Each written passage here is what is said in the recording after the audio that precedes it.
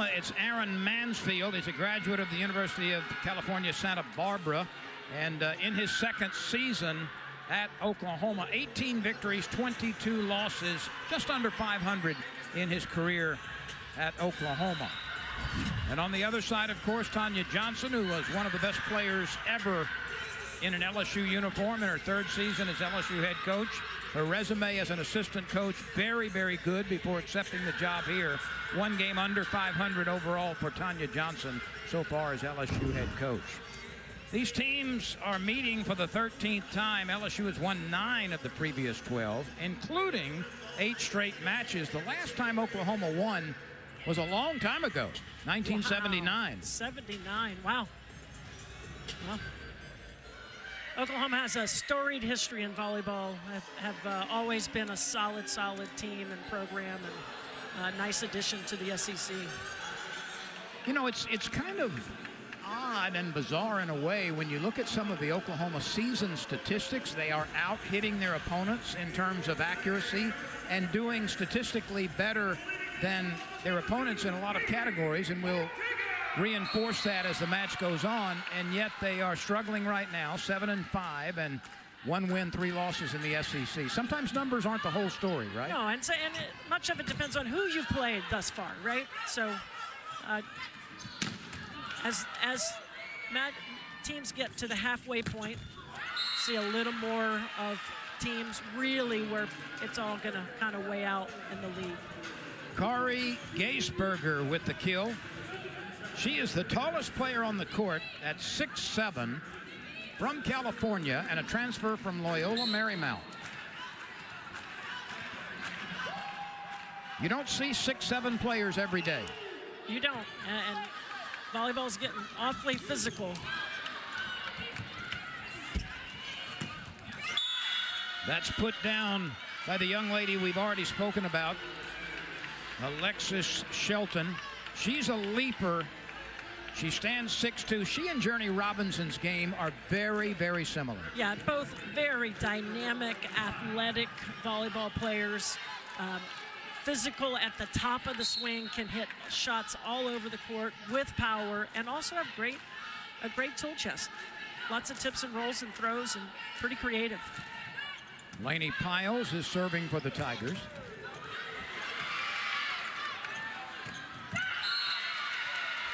And once again, the high riser Alexis Shelton scores the point. Let's compare these numbers. Kills percent, Oklahoma more than LSU. Hitting percentage, 278. That's pretty darn good. LSU at 220. You know, they're a very good team. They do things a little bit different than some teams do, and make you adjust. And, you know, you see the #1 game plan for every coach, if you ask them what do you have to do in this match to succeed, is to get the opponent out of system, and we see Oklahoma getting LSU out of system early. So what happened on that last play? The Tigers kind of peeled back defensively and made Bailey Ortega run a long way to try to get the ball. Well, the first contact was out of system, and so that's a challenge. That was a long run for Ortega, but we see Robinson getting started here on the other side, answering Shelton. Now she is going to draw a lot of attention defensively just about every time she's ready to hammer it. She will, and when they're in system, you know, I think Oklahoma will block her straight up. When they get out of system, we might see them triple on the outside. We'll see. It's tough to get the ball through 3 pairs of hands, isn't it? It really is, and you know, then your creative side, your finesse side has to absolutely show up. There's a lot of court back there with only 3 players to defend. 3 apiece in the early going. First set, Oklahoma, LSU. You can put an asterisk by this game. It's the first time these teams as SEC opponents have ever played each other. And LSU will take the lead on the long hit by OU. And it's the right shot by Shelton, just misses in the corner. High, deep, out of system to the cross-court corner is the shot most coaches want you to hit. And she just missed. Jessica Jones serving for LSU.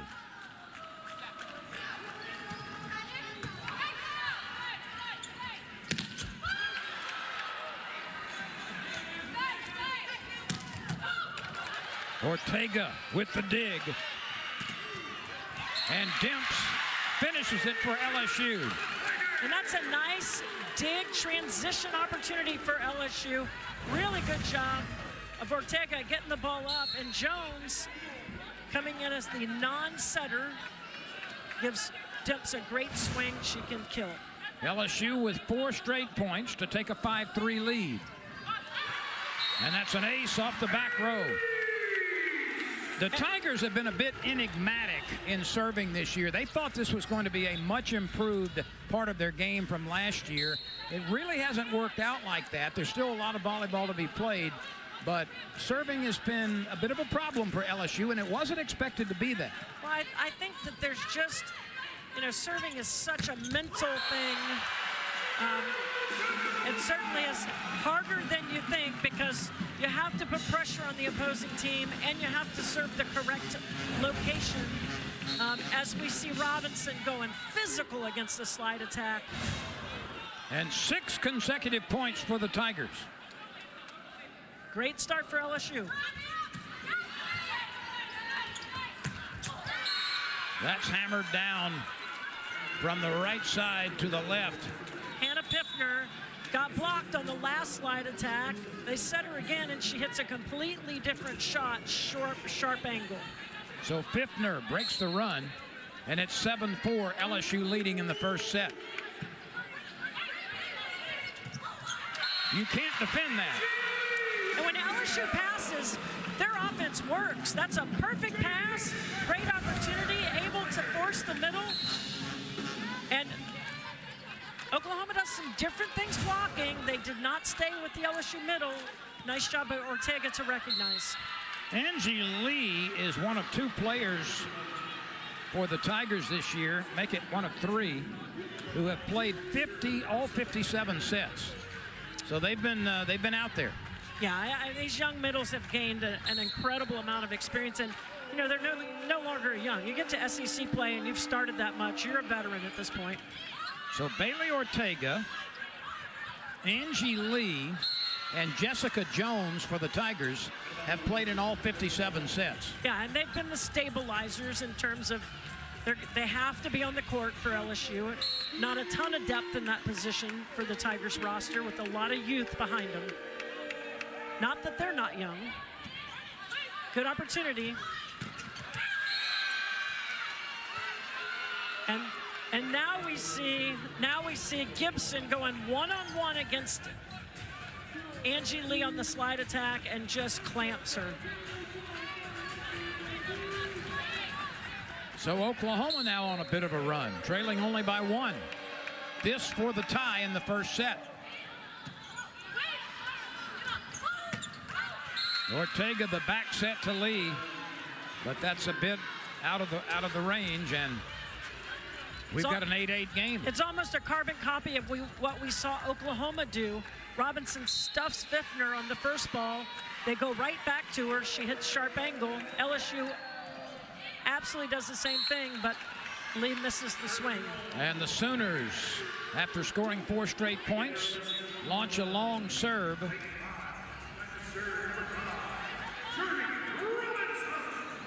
Oklahoma statistically is not a very good serving team as well.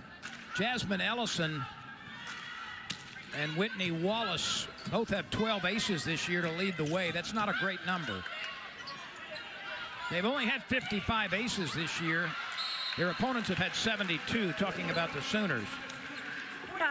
Yeah, there's different philosophies for serving. You want to serve for aces, or you're serving to get the opponent out of system. And so to really know what a good serving team is and isn't, it's not just based on aces. It's based on how the other team is able to play in system against your serve. Journey Robinson is LSU's leading ace producer from the service line with 12. Dimps and Piles have 11 each. I think that Coach Johnson loves the fact that they're aggressively serving, but I think she'd like to see him over the course of this time be a little less high error, tends to be a little high error. And a great job, great pass, puts Ortega on the net. And when Ortega gets in that situation, right on the net tape, she has a tendency to dump that ball. When she gets those shoulders in that position and looks off to a would-be receiver of the set and then just sneaks it over, and she likes to do it. What setter doesn't, huh? Yeah. Have you ever known a setter that will give back a point? They love to score, don't they? No, many of the setters are just frustrated hitters.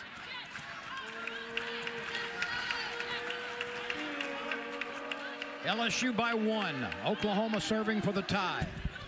Oh, that's a wicked serve. That thing got there in a hurry. It got the tape and then crawled over. And we talk about Shelton a lot, but on the other outside position is Gibson. And what a dynamic athlete, a transfer from Tennessee. She goes high and hard and able to get the net trickle for the point. She's a redshirt freshman. The sink on that serve is incredible. Point Oklahoma. Here come the Sooners behind the very hard serve of Camille Gibson. She's a flyer too. She can really get up. Let's watch this from the end zone. Watch the movement on this serve if she duplicates what she's done the first 2 times. High toss. That one, she took something off of it. It's down for the ace. Now, I don't know if that was on purpose because she took something off that serve, but she certainly measured it properly. Well, you know, oftentimes you get on a serving run and you try to hit harder the whole time. That's a good job of her letting up a little bit, letting the spin do the work for her and dropping it in on the inline. That time she misses off the tape. Now that was just bad hand contact. She didn't get her hand on the ball very well. She goes out on the back row, gives her a break, and Whitney Wallace comes in to play the back three rotations for Gibson after she finishes serving.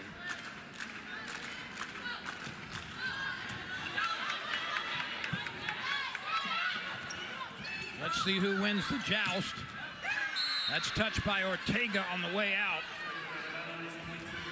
Yeah, and the LSU side just need to be a little cleaner. Just handle the ball, keep it on your side. It's a nice job.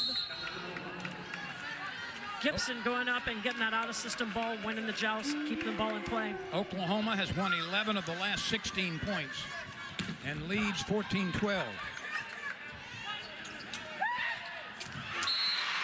Beautifully poked home from the back row. You don't see a shot that stays in the air that long, find open space, but Journey Robinson had her eyes peeled. Watch the touch on this. Yeah, she sees the triple block, so as we talked earlier, you're going to have great vision and understanding. That's a lot of court to defend with 3 people. That was a free throw. Almost. And there you see the physicality of Alexis Shelton. Goes high and hard off the top of the block down into the middle of the court. Let's take a timeout here as Shelton has 2 kills. So does LSU's Journey Robinson. And we've got a 15-13 game in the first set. Oklahoma in Baton Rouge tonight leads by 2. Let's bring you up to date on what has happened for Oklahoma so far. 7-5 overall, but only 1 win in 4 SEC matches. Right now projected 11th in the SEC preseason poll. And the first ranked win since 2014 over Texas, so that's a high water mark. 2.67 blocks per set. LSU 9-6, 1-3 in the league. Projected 9th in the preseason poll, lost its last 5 matches. And the 4th leading dig producing team in the SEC with about 14.5 a game.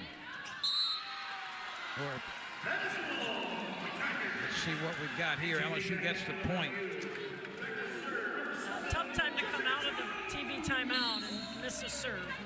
Not great timing on the Oklahoma side. Both teams have recorded 3 service errors.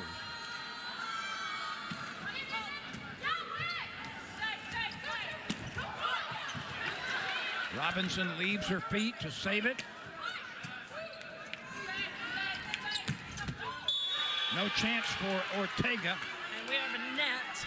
We do have a net violation. Yeah, Robinson in the net. But Ortega couldn't handle it anyway. Yeah, so. it wouldn't have mattered. only matters on the stat sheet. You know, when you look at the arm swing of Gibson and do likewise for Shelton, I mean, they are like windmills in a hurricane. They are physical. As you saw the replay, Robinson's left arm in the net. How about all these service errors, though, for both sides? That's a fourth one in the first set. 4 of the 15 points that LSU has have been Gibbs, and 3 of the 16 that Oklahoma has have been courtesy of LSU errors. Demps floats it. Almost got the ace. Really good reaction by Callie Himoa defensively for Oklahoma. It's really interesting. LSU really trying to force the slide attack against Gibson, blocking the run in the left front. And Gibson doing a great job of being physical and taking up a whole lot of space.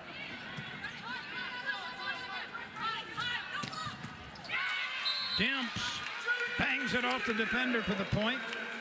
Fiftner could not handle it on the back row. Yeah, it's good recognition of Demps that the middle. Fiftner served and is playing left back, and you want to attack that position. Traditionally, middle blockers are not the best backcourt defenders. So that's zone 5? 5, yep, zone 5. I'm learning. You are?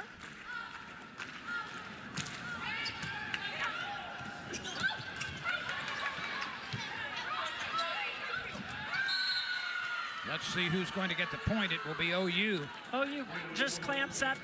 Robinson's set was a little tight to the net. Piles, if she could have gotten her feet to the ball and underneath it, could have made a play, but unable to get her feet to the ball and play the ball high enough around the block. Boy, when it's tight to the net like that, you've got a lot of things to worry about, don't you? Well, you do, and you just have to be really disciplined and get your feet under the ball and jump straight up rather than elevating up and through the ball. Let's see if that's long or in. It's a little bit lengthy off the back row attack from Journey Robinson. Yeah, and that's the right shot, just missed. Oklahoma leads 19-16. LSU wants to talk about it. Fran, this is the biggest lead of the set so far, a 3-point advantage for Oklahoma. Both teams have had nice runs here in the first set. And each time they've had one, the other team has countered. Yeah, they really have. And you know, the difference is the number of aces that Oklahoma has.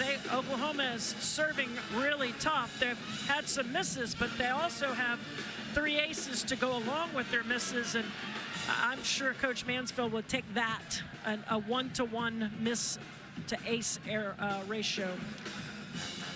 LSU's largest lead has been 4. Oklahoma's best is right now at 19-16.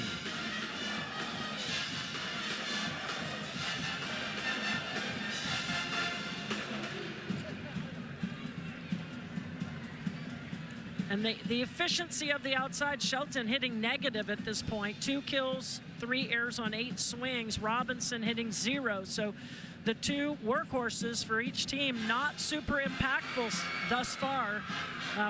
I'm sure as they work through it, their stats will kind of settle into their norms. But right now, not carrying the load for their teams. Oklahoma only hitting 167 as a team. LSU much worse than that at 0.56. Yeah, offense is not really flowing, serving really affecting what's happening in terms of offensive opportunities. Passes to the target are few and far between.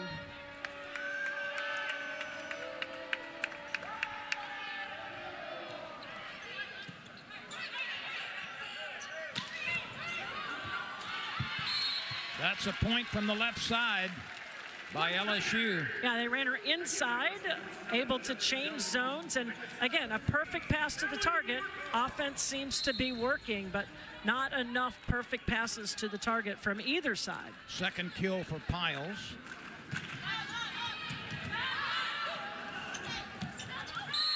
And that's dumped right into the campfire, as they say, right?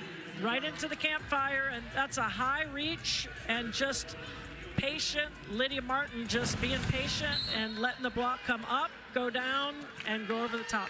She's long. She's going to go over the top of people. A 6'3" middle blocker from Anderson, South Carolina. She started her career at Liberty. Robinson from the back row. LSU will take that point. And Oklahoma likes to go fast. I mean, you see a lot of college programs, they set the ball in first tempo or as fast as they can to both antennas. That underset the right side Geisenberger.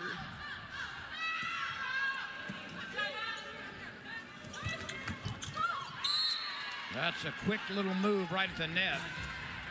Yeah, and they're running that, forcing the middle when the pass is not a perfect. That's kind of a medium pass in terms of she's on the attack line, still able to force the ball into the middle and score.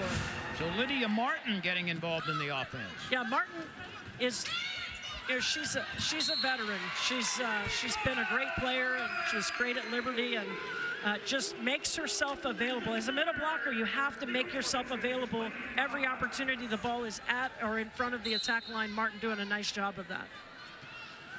So right now it's Ortega, Kirchhoff, Robinson, Jones, Piles, and Demps on the floor for LSU.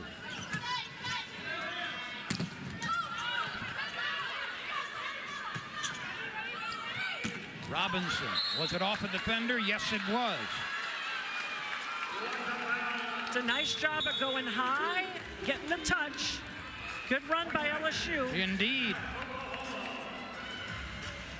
You know, I could turn my back on the court and look away from the monitors, and I bet you 9 out of 10 times I could listen to the explosion off the hands of Robinson and the explosion off the hands of Gibson and perhaps Shelton as well, and tell who struck the ball just by the way it sounds, and then the collision on the other end with a body part. I don't know about the back end, but the front end of that is definitely true. When you're recruiting, all coaches, you can hear a difference, and sometimes you're walking through the gym maybe to go to court 147, and on the way you hear something different and you stop and you go find out where that sound came from. Let's look at how these two have fared. This is a player comparison tonight. Neither one really at the top of their game offensively yet. Shelton hitting a negative 111, Robinson at 1. Out of system opportunities, and with the passing being what it is, these two are having to deal with out of system opportunities, not really getting in system swings at all, so their rhythm and flow has just not, it's not there yet. Well, the numbers on the season for Oklahoma are pretty impressive, actually. The SEC attack percentage is .285. That's good. Yep. The overall attack percentage is .278. They've held their opponents to .204. And in the SEC, they've held their opponents to .271, so pretty close there. But their numbers are better than their record. But it isn't the numbers that count. No, it isn't. That one is shoved home. Nice little recognition. And those are the errors in talking to Coach Johnson earlier this week that just are so frustrating for her. That's just a communication error between right front and right back, and being assertive as a right front to take that short ball and free your setter up to be able to run the offense. That was Kari Gaisberger on the last point. Oklahoma leads 22-20 in the first set. Somehow that serve got down. The diving effort wasn't enough for LSU. Yeah, and Oklahoma's serving them like about the 13-foot line on LSU in front of the reception pattern. LSU reception pattern pretty deep, and then driving them deep. So just bouncing them short to deep. Let's go back and look at this serve. Hemmings, I believe, right here, tries to get it. Yeah, and the bottom just fell out. That's a ball that's going to land. That's a nicely executed mid-range serve. It's not a short serve in front of the attack line, but it's in far enough in front of the reception pattern that the passers are having to take more than 2 steps. And if you can serve and make a passer move more than 2 steps, you're going to probably have some success and serve some aces. You don't have to hit it 45 miles an hour, do you? No, it's so much more of serving is about location. Certainly the game has become more physical and we hit it harder, right? Everybody's talking about what mile per hour everybody hits. Is it in the 40s? Is it in the 30s? You have a few in the 50s and maybe even the outlier, maybe a 60 here and there, but not too often. But that's category 1, by the way. There you go. It's probably not the best thing, but we are so much worried about pace right now in this sport. Location has gotten lost, and that's one of the quirks that I think Oklahoma and Coach Aaron Mansfield talked about, is we're going to do some different things and think out of the box and do some things that make people uncomfortable. And I think serving this serving range is one of those things. Would it be fair to make a baseball comparison? You can throw it 100 miles an hour, but you might have more success by softer throws and better location. Absolutely. And fewer misses. That does not crawl. LSU will happily take that point. Yeah, and she completely looked where the ball was going, took her eye off the ball before contact, and did not get her hand on that ball very squarely at all. Jessica Jones serving for LSU's 22nd point. And she had a great run last time she was back. See if she can replicate it. And you see out of system, Oklahoma's setting a very different ball, really high in the air, inside and off the net, just giving their hitters freedom to have shots both to their right and to their left. Shelton pulls her team within one of winning the first set. 24-21. LSU's going to have to be successful with 3 consecutive points. This is Sydney Thompson serving for the set out of Tulsa, Oklahoma. It's her first serve of the season. Oh, I beg your pardon, of this match.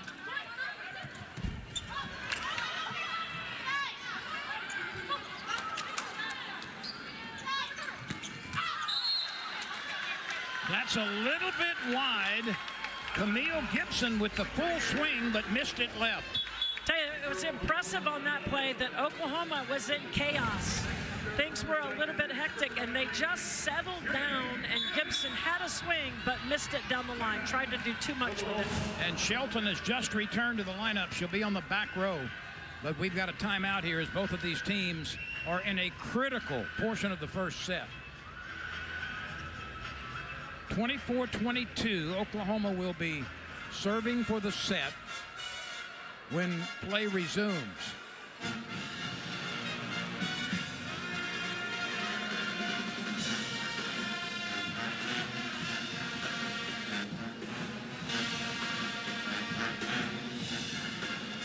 Well, crowds have been...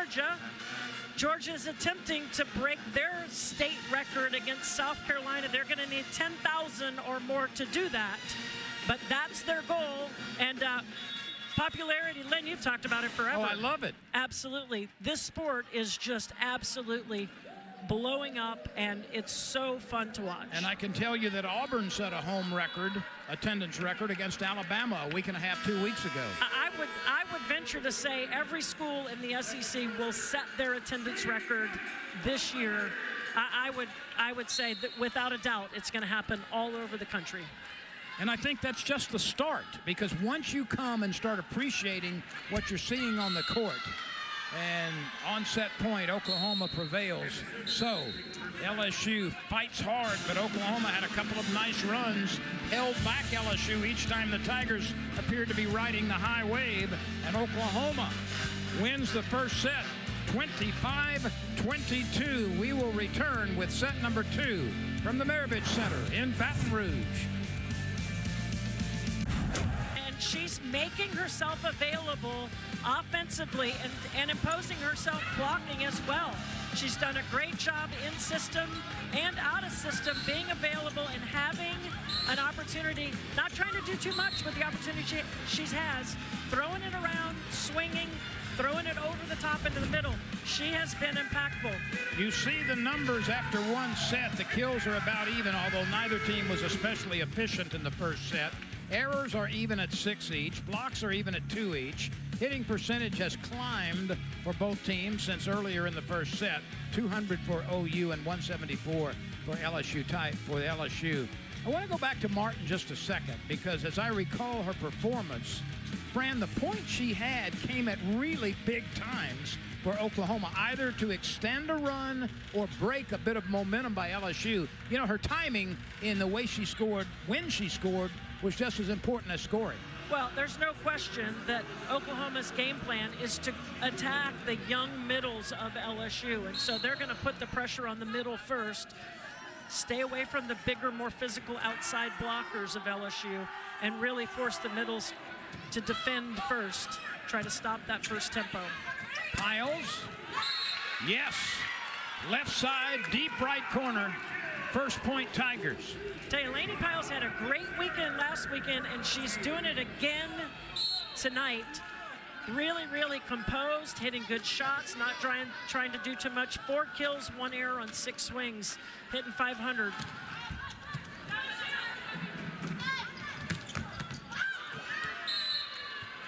That one's off the jaw of LSU's Lainey Piles. Piles. Yeah. That looked like, she looked like a head pin on a bowling alley. That ball kind of rose on her a little bit. One apiece. That appears long, and it is. And that's a welcome miss for LSU. Gibson went on a good run last time and certainly has a serve that's difficult to handle.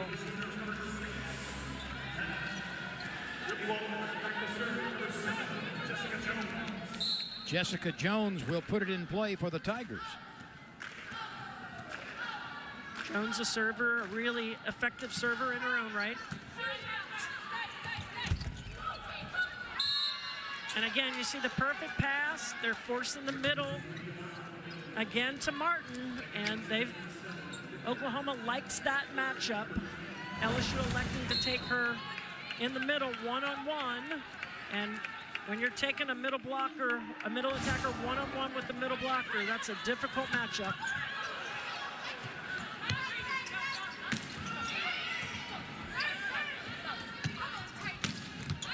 Wow. Robinson misses it, apparently. Yeah, sharp angle. I thought it was down, but we're not in a good position to look at it with bare eyes. Yeah, just didn't quite. Ball was tight and inside, did not get her feet to the ball, so ran out of space. Fran, you talked about, oh, that's excellent recognition by Robinson. She was not in a good position, but saw an open court, was able to get it over the front line defender, and there wasn't anybody back. Yeah, another out-of-system swing, but a kill out-of-system. And I want to ask you about the preparation, because you've talked repeatedly in every match we've done for the last couple of years about tendencies, about scouting, about this isn't random where the ball winds up against whom in a service opportunity, for example, and other things about this game. But it seems to me that there is a plethora of statistical evidence and research now and tendencies on every player, every touch in the whole league. Yeah, there's no question. The analytics have grown, and coaches have become a whole lot better at understanding how to affect play with game plans. It's not just, hey, we'll line up, and if my team's better than yours, then we're gonna beat you. Now there's some matchup opportunities. Just as a football quarterback knows what matchup is best for him to throw to a receiver, the setter on the volleyball court knows what matchup, what hitter is matched up against the weakest blocker. So Jasmine Ellison isn't serving like that just out of happenstance. There's an approach to it. There's a reason for it, and she gets the ace. Yeah, and we saw her in the last set drop that ball at about 12 or 13 feet in front of the reception pattern of LSU. The bottom falls out. Again, another ace in the same depth. See if she drops it or drives them back. Drops it again short. Oklahoma strong at the net. But again, that was all set up by the serve. Yeah, and she's just dropped. The bottom's just dropping up. You see LSU adjust, pulls Robinson short in the pattern, and pushes the 3 other passers deep to so now the protect defensive look is different than what it was on the first two serves. They've adjusted the reception pattern. We'll see if she changes. She serves the same serve to the opposite side, but Demps is able to handle it. Nice dig. Robinson, full swing but long, and the dig you talked about was Callie Kimoa See, I think Coach Johnson may challenge this.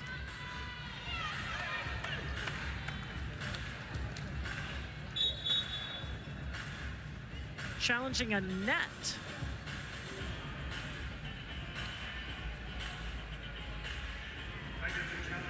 Thought she might be challenging the touch, but I think she's challenged the net. Net fault, yes. The ruling on the court is no net fault, point Oklahoma. LSU is challenging that there was a net fault on the play.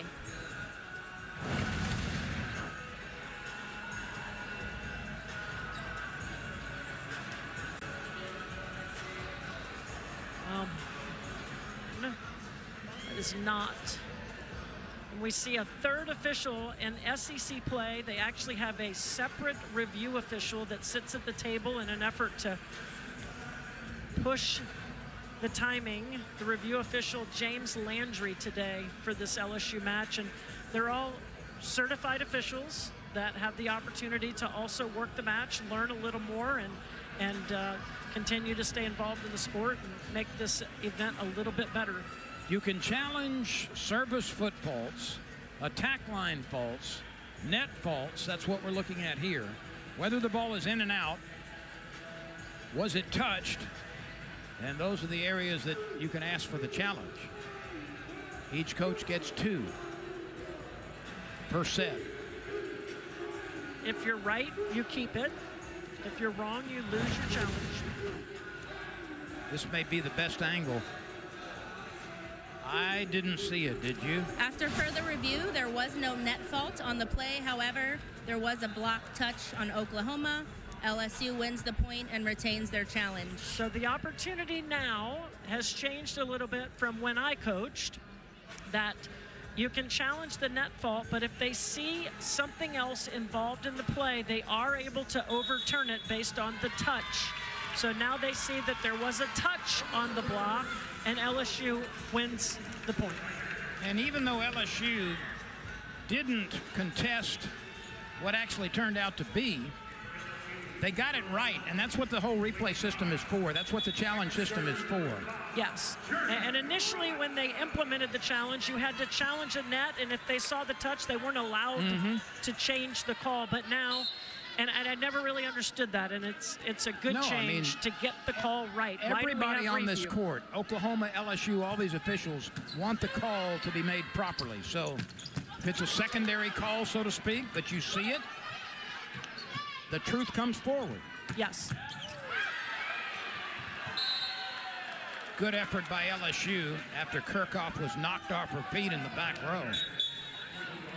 Yeah, and you see Oklahoma setting out of system super high. I've said it a couple of times, and really far inside. Makes LSU do something they're not real comfortable with. Gosh, that's a hard serve to defend, isn't it? It really is, and then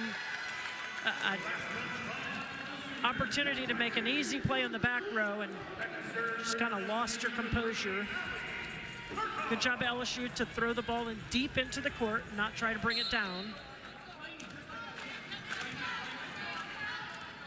Normally, in the Oklahoma attack, Alexis Shelton collects 28.5% of the kills. And Gibson provides another 23.5%. Shelton has not been a factor yet. And for that matter, neither really has Journey Robinson compared to what we might see later in the match.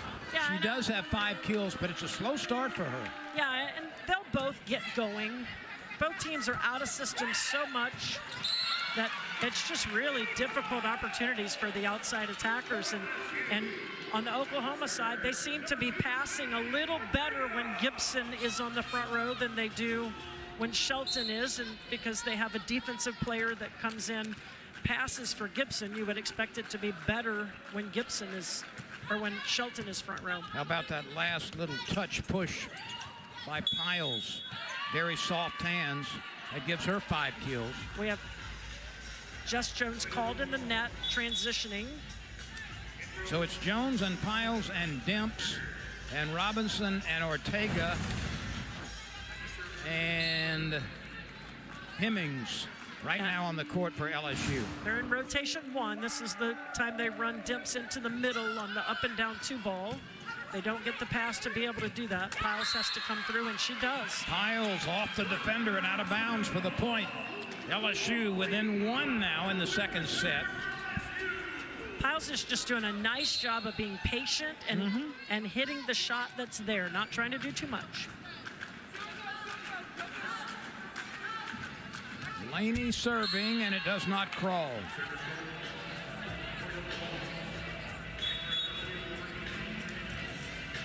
Nuss comes in and plays the back row positions for Piles. Limits her responsibilities, gives her a little bit of rest and a little vision of what's happening on the court.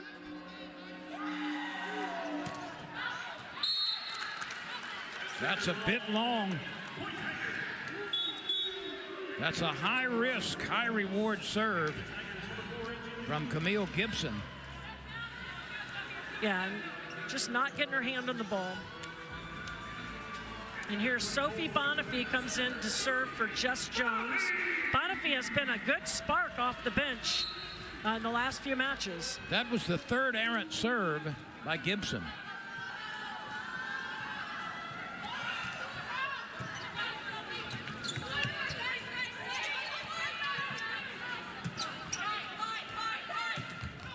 Dimps puts it down off a defender. And good job by Bonifay coming in and handling the second ball, giving Dimps a nice swing and her patented cross-court kill.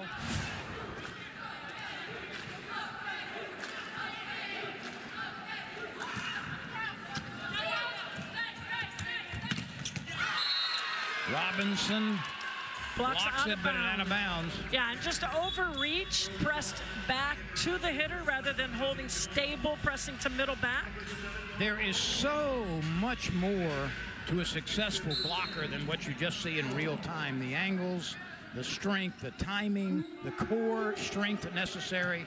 There's a lot to it to do it correctly. Yeah, it's so hard to actually be an efficient blocker. 1.2, 1.3 blocks per set in a 25-point set is a good blocking number. So not super successful in terms of actually terminating, but really good at channeling the ball into your backcourt defense. And, you know, you got to let the angle of the hitter work for you if you're a blocker.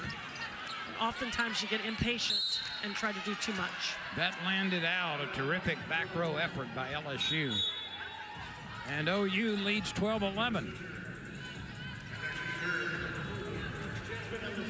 Here's that service floater from Jasmine Ellison. Let's see what she does here. See, LSU has already adjusted their reception pattern. Have Robinson up. See if she serves short. Robinson handles it this time. The big swing from Shelton chipping away. That's Alexis's 7th kill. Yeah, and they're slowly, Robinson and Shelton are slowly imposing themselves in this match. With Ellison serving, Oklahoma has scored 7 points. That's the best ratio on the team. So she's been the most effective server in terms of points produced for her team. Robinson, you cannot stop that. You cannot. Well, and we've seen Journey hit cross-court, cross-court, cross-court. And the ask of Journey from the LSU coaching staff is let's open up line. And what a great swing down the line. You see Oklahoma really holding her cross-court, and line is available. She chooses to turn that ball down and scores. Let's see if LSU can forge the tie at 13. There's the ace by Robinson. And that gives her a team leading 13 aces this year. Yeah, and she's an aggressive, assertive server. Needs to clean up the misses a little bit. Well, she's had 35 of those, yeah, so. Yeah.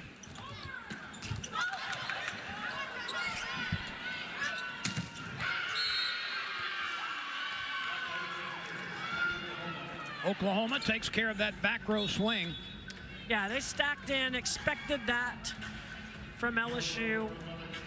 LSU or Oklahoma blocking ahead of the LSU offense on that run. OU by 1. And another service error by Oklahoma. That's Shelton missing that time. That's 8 errant serves for the Sooners. The Tigers with 3 fewer than that. And sometimes teams come into the PMAC and have a hard time serving. And that's the case for Oklahoma today so far. How about Hannah Fiftner? Yeah, Fiftner's patented 1 foot going behind the setter. Very efficient. Both the middles for Oklahoma having a nice match. Let's take a timeout right here. Oklahoma 15, LSU 14. The Sooners won the first set. They're up by 1 in set number 2. We come your way from Baton Rouge tonight. Champions are not born. They're forged. Efficient. There she is again, but this time it misses. Right now it's Ortega, Robinson, Jones, Hemmings, Piles, and Demps on the floor for LSU. Now we'll see how they play this serve. As soon as I said Piles took what she had, she tries to do too much with the next swing.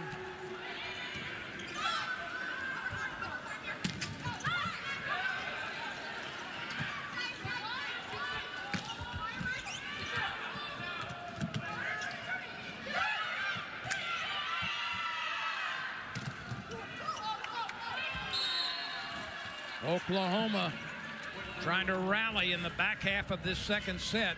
Now leads by 3. This is the largest lead in this set for the Sooners. And not surprising, they transitioned to Martin in the middle, who we highlighted as having a great match. She makes herself available. I know I keep saying it, but so many middle attackers do not work hard enough in transition to be an option offensively. Martin really putting on a clinic of how to be available and have an opportunity to score. Tanya Johnson taking a timeout. This is a critical point in this second set. And when Oklahoma goes up 2-0, I'm not saying they will, but when they do, they are 4-0. Yeah, and you know, this is a vital set for LSU. Not just because of what could happen on the Oklahoma side and them gaining confidence, but for LSU to believe and to have a rhythm and to understand, hey, and they have a tendency to want to play from behind. This LSU team has played from behind all year and then kind of tried to be the cardiac kids and finish it off. That's not what you do against this Oklahoma team. When LSU has lost the first set, they are 1-6 this year. New Hampshire is the only team they have beaten, and that came very early in the year. In fact, that was the first match of the season. So when they have fallen behind 0-1, they're 1-6. And in this set, you see contesting things at the net, taking away the first shot of the offensive player on the other side. And you know, the pieces have to all go together, and right now, nothing's really collaborating on the LSU side.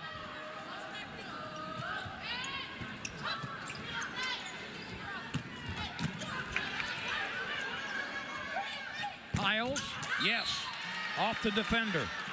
That's a big, big point for LSU, down by 1, serving for 17 each. You see, Oklahoma's playing hard cross-court defense. Nobody deep line at all. Piles able to use the outside hand and exploit that. And when she went down the line, that in effect took those other 2 defenders, those other 2 pairs of hands out of the play. Exactly.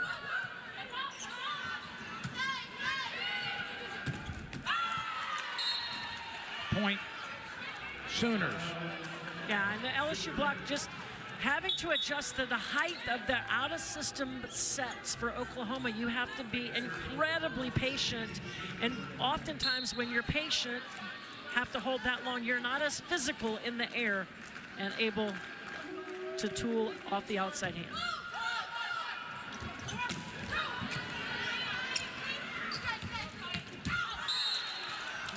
That looked out. Indeed it was. It's the second time Gibson, or that's Shelton, that's the second time we've seen the Oklahoma outside miss that super fast set to the pin, just missed down the line. This for the tie at 18. Nope. Now the misses are the misses, but the timing of the misses, you say this all the time, Len, the timing of the misses is crucial. Fran, most volleyball coaches are very stoic when they see one of their team members hit one into the net for a fault or send one long for a fault. But tell me the truth now. What's going on inside?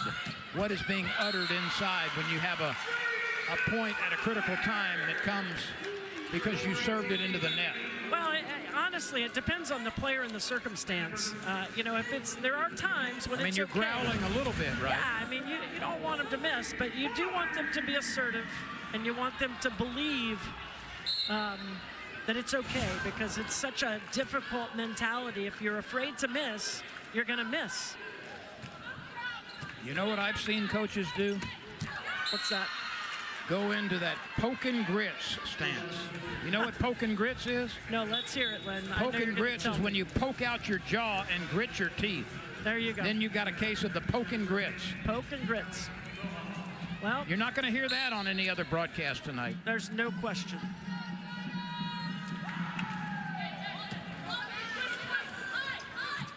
Robinson. Oh, my. And she challenges Geisenberger down the line, the 6-7 right side. Instead of shying away, she goes right at her for the kill. And sent it between the outside hand and the line. Yeah, got a gap down the line, saw it, took advantage of it. Well, guess what? From the other pin, that one is crammed down rather forcefully by Ms. Shelton again. Yeah, and they run her different zones, different locations on the net. She comes inside a little bit on a super fast tempo ball, and Angie Lee got a little bit off balance. Didn't have her hands over the net early enough. Shelton has 8 kills now after a slow start, and that leads everybody. Lee with the point for LSU off the blocker.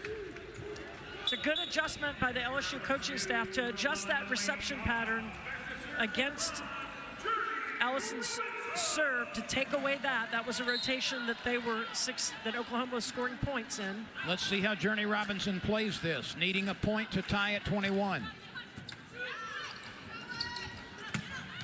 Slide step and a nice swing by Fiftner. Fiftner going behind has been a true go-to. Fiftner with her 5th kill.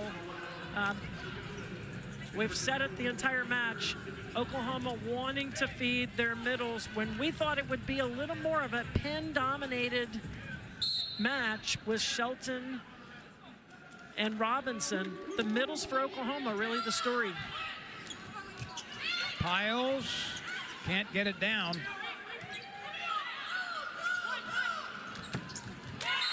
Angie Lee got it right in her wheelhouse and knew where to put it. Angie worked really hard in transition to get around and in front of the setter to have an opportunity to hit just a regular 1 ball. And even with 2 people on her, Oklahoma not lined up in front of her attack, able to score to left back. Well, we've got another timeout at 22-21.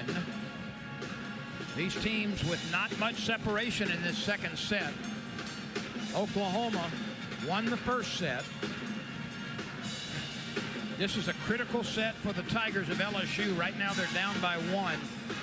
LSU's hitting percentage has improved considerably in the last few minutes. It's now at .379. Oklahoma is still astronomical at .560, but a little bit lower than it was the last time out. This is a clean set. So clean set means not many errors. Means you're earning your own points. You're not giving the other team many points. 16 kills out of 22 points is pretty successful. And on the LSU side, 14 points out of 21. I haven't looked lately. How about the side-out percentages? Well, Oklahoma's at 80% in this set and LSU at 73. So the story of this set is absolutely offenses. The story of the first set was defense, whose defense was going to keep the ball off the floor long enough for the other team to either air out, which we did see, or an opportunity to score. Second set is all about offense, and defense has kind of disappeared a little bit. Kirchhoff at the service line. The freshman from Indianapolis, Indiana. Pressure on this youngster. Gets him out of system. LSU needs a point to tie at 22. Piles.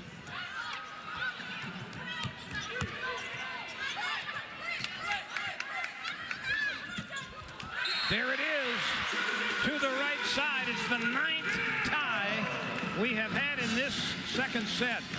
That one rammed down by LSU's Jessica Jones, the 6'2" freshman middle blocker from Frisco, Texas. Yeah, she just stayed with the play, got the ball, and got the opportunity she was looking for.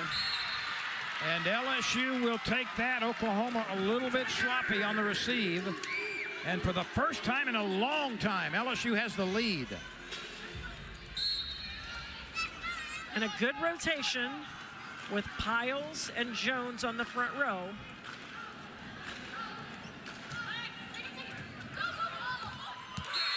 Somehow, another bit of miscommunication and a mistake on the receiving team by Oklahoma. And LSU now is 1 point away from tying this match at a set apiece, and Oklahoma will use its timeout here. It's so hard for a setter when the ball is passed into right or into left front and low. That's a long way for that setter to get there. Oklahoma doing it a couple of times, and their setter not able to get there, and really not much help over there. Well, let's take another look at this point, number 24. It's a floating serve, and just unable to be handled with any act. Trying to get her, make her play more than one contact and just wear her out if they can. But again, that's by design. That's not happenstance. They like that matchup. Now the coaches on both sides have the stats to say when you serve this person in this position in this rotation, the team sides out at whatever percentage. So there is a definite purpose in every spot. Now sometimes those stats just go right out the window when somebody has a special performance or maybe somebody has a poor performance. And so you start with the game plan, and then as the game materializes, you adjust to everybody's performance on that particular night. Sometimes the lines get a little blurry, don't they? They do, and they're really going after Shelton. You see they're pushing her into the corner. Ellison saying, hey, I'll take more space. You can see her scooting over closer to her. They would like to get the ball to the middle with Kirchhoff serving line to line straight at Shelton. This for the second set win for LSU.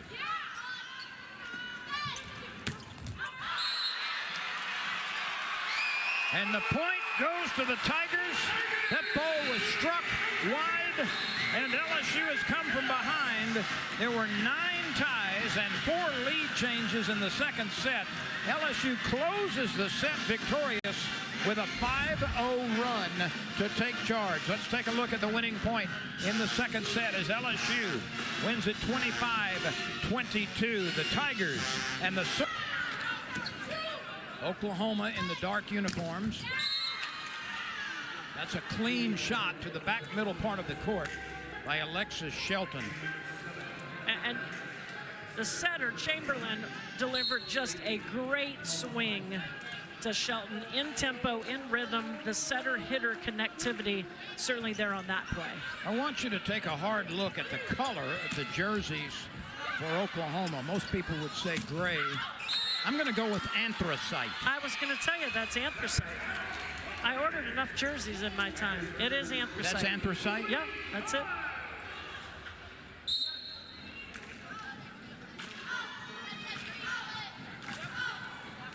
One apiece.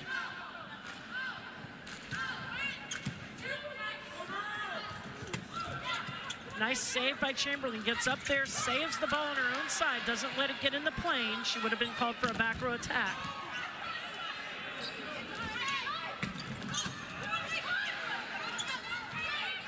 Triple block. And that got down. That ball looked like it was going to sail out by a couple of feet and then took a nosedive and got down inside the court. To the point the official almost called it out. And then at last seconds, oh, nope, that ball was good. Robinson with her 8th kill, and that was not an easy one.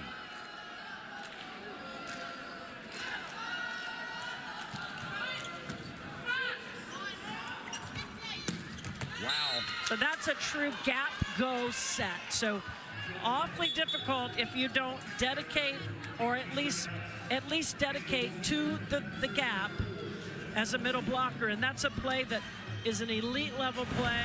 International teams do it. You see super fast, and the defense doesn't know exactly who's going to get that ball. Both hitters are expecting it. Second decision where the block is. And when Gibson and Shelton get their legs under them, they can leap out of this building. They are exceptional jumpers, quick twitch jumpers. And they both have the ability to go over bigger players on the other side of the net. Yeah, that's no question. They can challenge any block, and probably in the country, for sure in the SEC, and we're pretty big in the SEC, pretty big physical players in this league.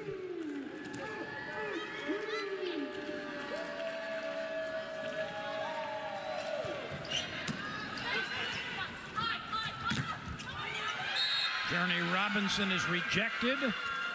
Great work in front of Robinson to give Oklahoma a 4-2 lead. Well, Fichtner was so late, but did a good job of leading with her hands to have her hands up and able to deflect that over the coverage deep into the court for the point.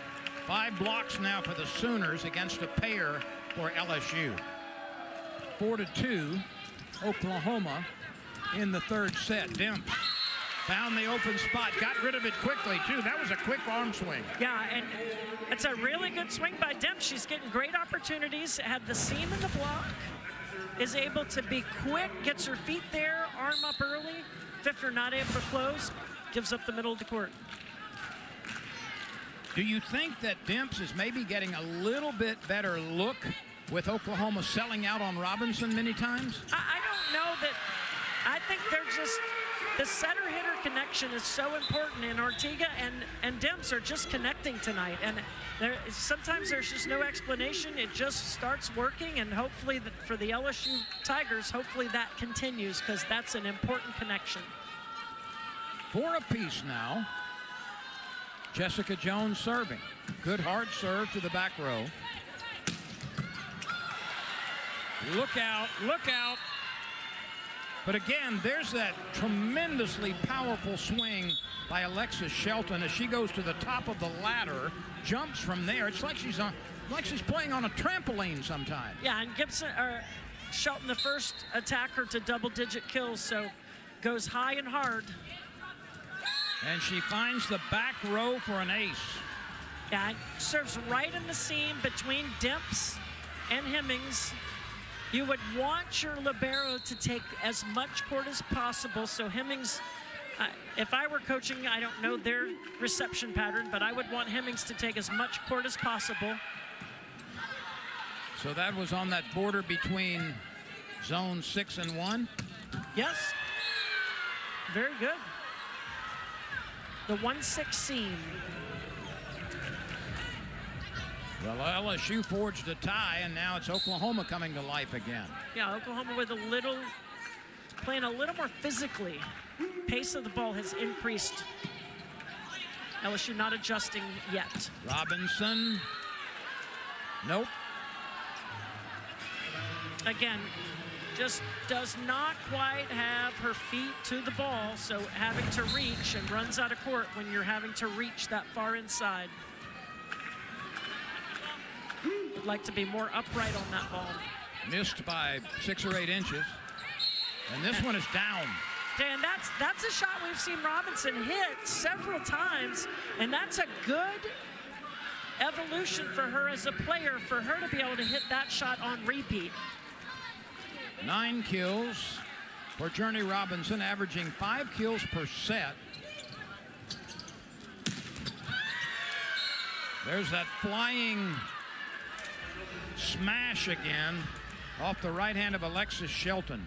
Yeah, and Oklahoma's showing some versatility in their offense. Usually the outside hitters are hitting the bick or the middle and bringing the outside hitter in zone 1, backcourt out of right back. LSU cannot handle it. And Oklahoma, just a few moments ago, it was a 4-4 game. Now it's 10-5 Oklahoma. Yeah, they're just opening it up a little bit. And LSU not with an answer right now. So we'll step aside as LSU takes a timeout. OU in the third set has doubled up LSU. It's 10-5 here in the Maravich Center in Baton Rouge. My name is Ali Khan and I'm a professional cricket player. Driving my dream car has always been a lifelong goal for me. I always wanted to car. They have scored 6 of the last 7 points in this set. Robinson with very deft touch and excellent vision and just rolled it over on a thin angle. That was very well done. Yeah, and that shot's available. Awfully hard to execute it and available when Oklahoma's releasing and triple blocking. When LSU gets out of system and they know the ball's going, Oklahoma knows the outside's going to get the ball. They're releasing and triple blocking the outside. But Robinson, after that terrific shot, misses badly wide right on the serve. That ball looked like it kind of came off her hand funny. Yeah, just missed it. And this is the consistency that Coach Johnson keeps talking about. Like, just do your job on each play. There's a roller coaster that's happening on the LSU side. Do something great, and then they do something silly.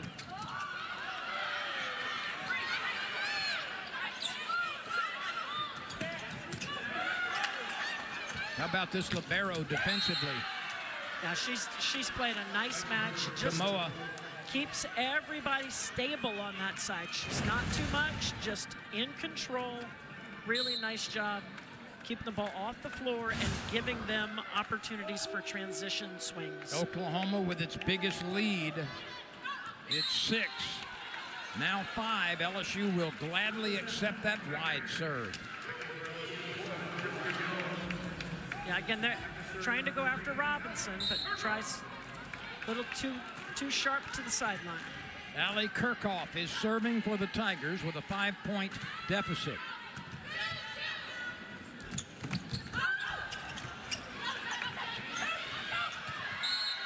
Somehow Oklahoma prevails. Both teams had some chances at the net.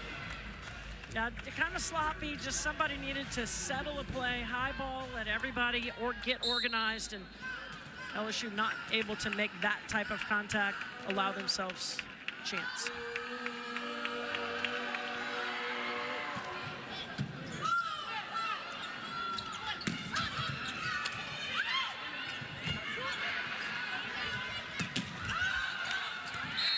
Demps had to run a long way defensively for the Tigers, and eventually it paid off. Credit Jabe Demps with that point. She had to fight through 3 people to get back over there when everybody thought that ball was going to be out of bounds.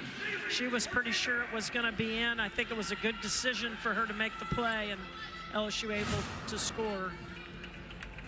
The Tigers are down by 5 on their own court in the third set. We are locked 1 set apiece. Ortega slaps it in play. Yeah, awfully hard to defend the pace of the tempo of the Oklahoma offense when they are in system and Chamberlain can stand still and make choices. 7 kills for Gaisberger now.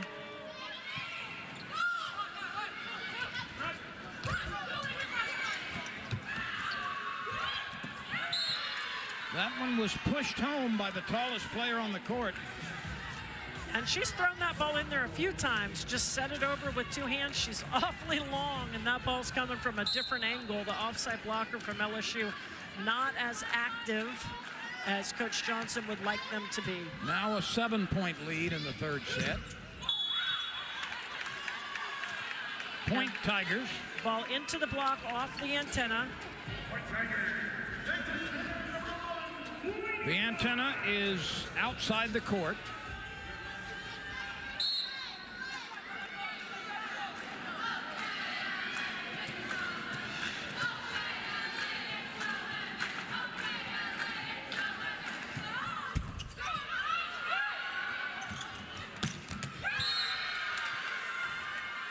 That's a pretty elite angle by Geisberger on the right side. She's long, but that length allows her to go high and sharp. Really nice shot and a really nice set by Chamberlain. Pretty deceptive, held the LSU blockers. They got caught watching. Geisberger started at Loyola Marymount. She's a graduate student from Green Bay, California. She's got 9 kills and is hitting .583. Some great performances. LSU uses that changeup from Robinson. Well, she discovered that shot the last time she was on the front row, threw a ball against a triple block and succeeded. This time against a double block, still able to succeed, throwing it over the top into the angle. Sophie Bonifay, a defensive specialist and a libero, a freshman from Covington, Louisiana. Great hustle by Robinson.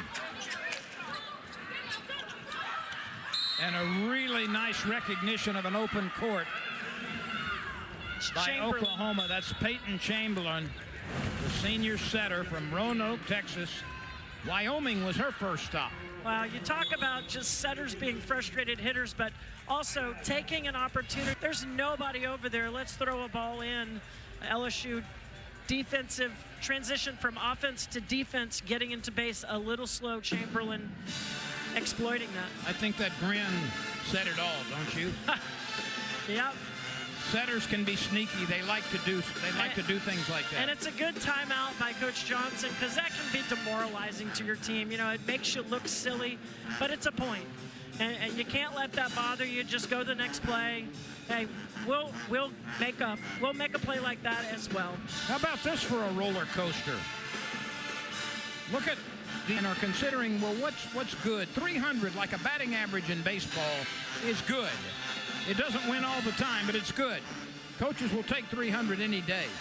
Yeah, if your team's hitting 300 or above, you're more than likely going to succeed unless the other team is hitting above that. And right now what we've seen on both sides, honestly, is a lack of accurate defensive play that allows transition offense to actually work. We're seeing siding out at a high level, and we're not seeing many digs and long rallies. LSU is a team that typically wants to rally with you. They want to keep the ball in the air and the ball cross the net multiple times. And you know, this match has turned into more of an Oklahoma type, side out type match.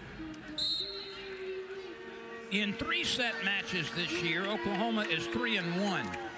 So 4 times they've played 3 sets and they've won 3 of those matches. 5 times they have gone to 4 sets, and in those 5 sets they are 3 wins, 2 losses, and only twice have they gone to 5 sets, and they are 1-2. They are 3-2 in 4-set matches, 1-2 in 5-set matches, and 3-1 in 3-set matches. But this is what we're talking about. This is more of an LSU style, and you see LSU prevail. Oklahoma wants to get out of the rally. They want a first ball kill opportunity. So the first time the ball's on their side, they want to kill the ball. LSU wants to rally with you until they get the right opportunity. And they fought through Robinson, able to capitalize. And right now, LSU has responded to the timeout with a little more vigor, a little more juice, a little more efficiency. Yeah, and right out of the timeout, Angie Lee, they get a perfect pass. Angie Lee kind of a good spark out of the middle with a kill. And they're on their own run here. See if they can get all the way back. There's still work to do. Oklahoma had fashioned a healthy lead at 17-13. The Sooners still up by 4. But the Tigers, the last little flurry, have been the best they've been in a while. They have, and their first contact is the best that it's been in a while. You see the green ribbons there in the hair of the LSU players. That's in recognition of mental health awareness. Sunday, they will wear pink to bring awareness to breast cancer. So green today for mental health awareness, and pink on Sunday for breast cancer awareness. Yeah, and mental health of not just athletes, of everyone in the world is so important, and it's nice that teams are emphasizing what's going on. You see the coaching staff always also wearing ribbons. The importance of that I know personally from the LSU staff is really, really important. They do a great job of checking in with their players. LSU has a great mental health staff that is there for their players. Lakeitha Poole is one of the best in the business, and I think these athletes are supported really well, but they have to be able to ask for help, and be in an environment that they feel safe, and I think they have that certainly at LSU, and I would imagine also at Oklahoma. Jay Demp serving. LSU rejects the flyer. And that's the play Oklahoma ran last time they were in this rotation. Running Shelton out of the back row, out of zone 1. LSU on a 4-0 run. See if they can make it 5.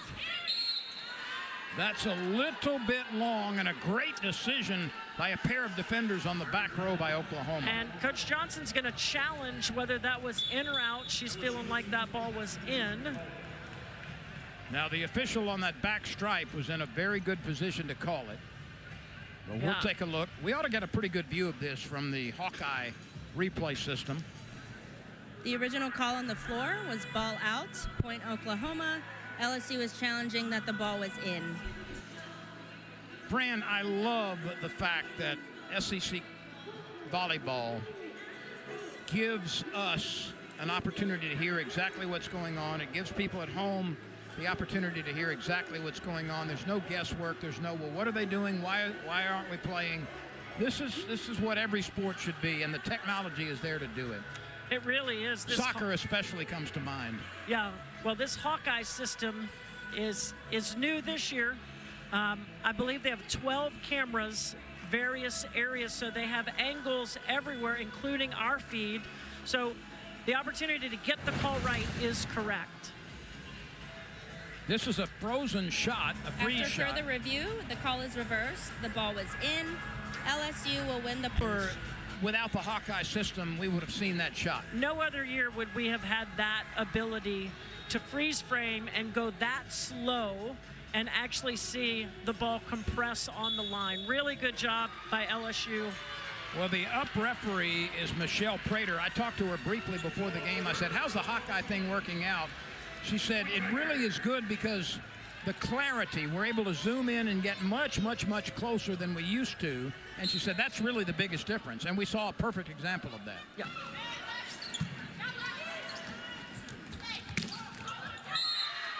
When they need a big swing, you can count on Gibson, can't you? Yeah, and she's been a little bit, she disappeared a little bit in the first portion of this set.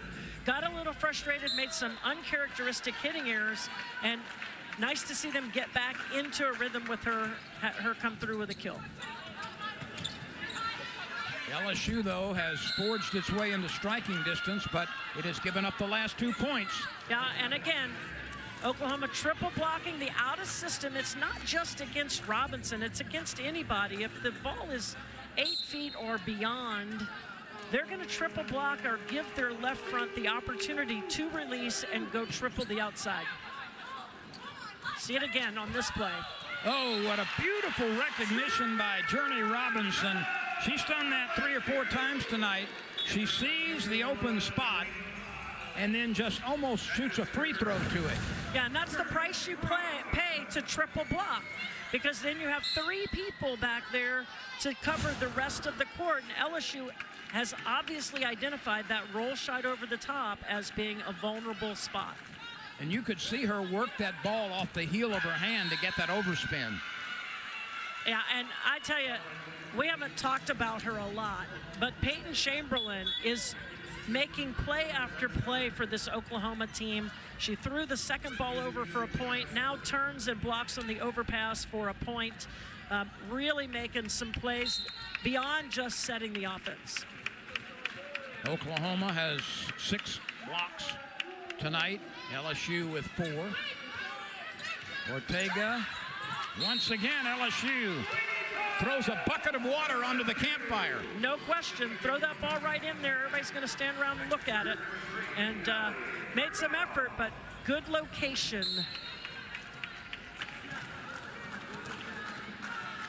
LSU down 20-17, but playing much better the last several points, except for another long floating serve. That's unfortunate timing for that error. Time for poke and grits. I think Coach Johnson looks pretty under control over there. She knows this team doesn't respond super well, nor do many teams, to super assertive, get after you type coaching, and we've all had to adapt to this athlete, and I think coaches have done a great job of understanding what they need to perform at the highest level. I still see some poke and grits every once in a while. Well, I'm sure it's there.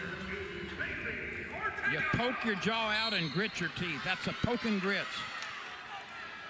That's number 2. LSU will take the ace. And they go after the back row replacement for Gibson. That was Whitney Wallace, was it not? Yeah, Whitney Wallace, and she's playing back row for Gibson. A defensive specialist comes in and passes, plays the back row in Gibson's rotations. Oh, this is a big point for the Tigers. Really, really big. And they don't get it. And again, it's Gibson. I'm not Gibson, it's Chamberlain that makes a play that's just a high volleyball IQ play. She's back row. She can't play the ball above the net, so she stands on the floor, lets the blocker block the ball into her, and just deflects it back from the floor. Her hands aren't above the net. It's a legal play. Demps is trying to chase it down. She gets it. This will have to clear the net, and it does. That may have been wide. It was. So LSU escapes danger there. Oklahoma had a couple of chances to grab its 23rd point. It eventually misses, and now the Tigers serving to try to cut into this 2-point lead. Yeah, and after 20, you got to play clean. See if these offenses can stay at this high level. Good serve.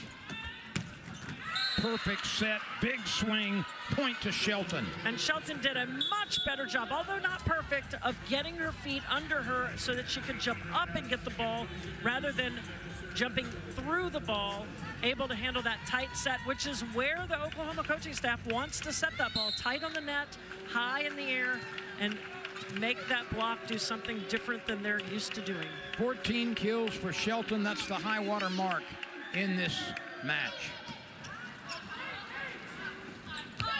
Robinson had it rejected, but it is out. Point Tigers. Ortega did a good job of holding off and not going for that ball. She thought about it, but let it go, and good decision.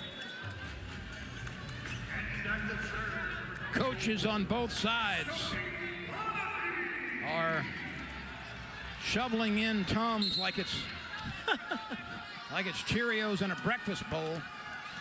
I mean, this is high-tension volleyball in Baton Rouge. They get the ace. I'm not so sure that ball would have been in, but it was played by Whitney Wallace, and she couldn't control it. I tell you what, Sophie Bonifay has repeatedly been a spark for this LSU team. She's come in crucial situations and gotten aces or gotten the opposing team out of system. Really nice evolution of that freshman to come in. She played 6 rotations in high school and club. She's never been a defensive specialist, and now is transitioned into a defensive specialist role and beginning to really impact the LSU side. Let's take a look at some of the premier matches upcoming on the SEC Network. Sunday, Ole Miss and Georgia. Auburn with a really nice team against Mississippi State, also on Sunday. There's some great matches. There's no match in the SEC that is safe this year.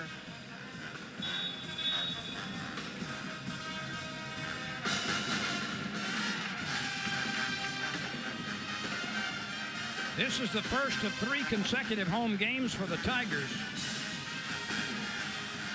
They will take on Texas A&M on Sunday. That's a 1 o'clock start.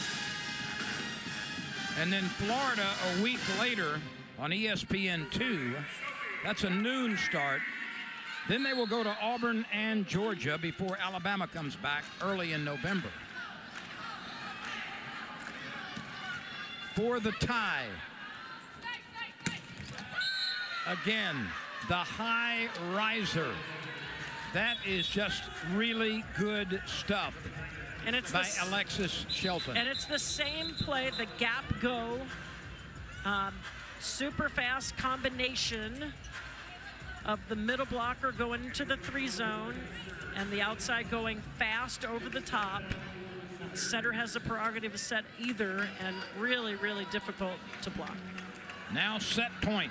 Sydney Thompson will trigger it.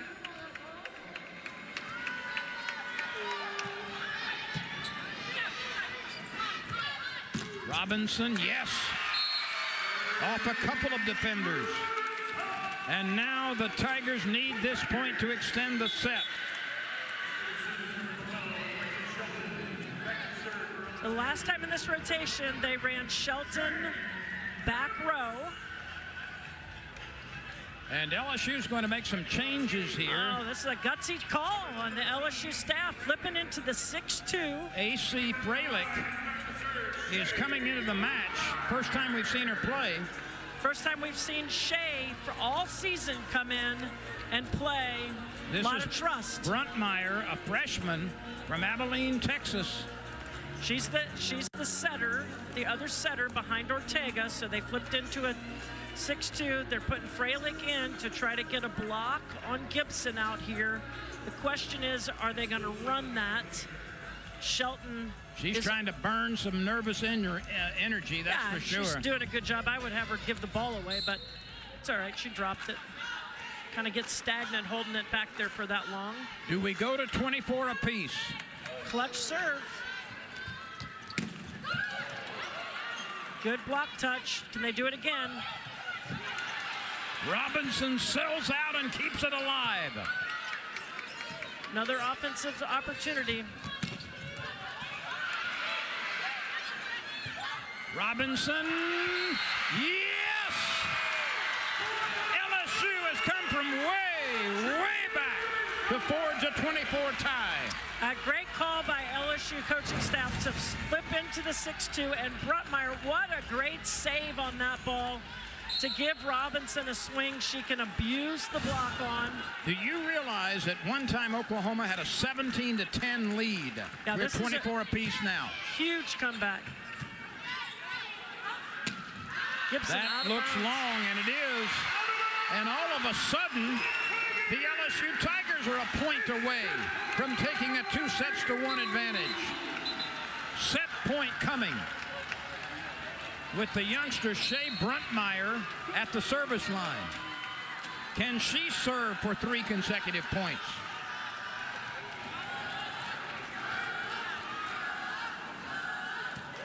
She can. That is an ace, and this place is up on its feet, cheering loudly. LSU has come from a 17-10 deficit to win it. And what a comeback by the Tigers when it appeared they were down and out. And Bruntmeyer comes in as the hero at the end of the set, serves an ace for her 3rd point in a row in that rotation. And Journey Robinson has had more than the hammer in her tool chest today. Yeah, no question.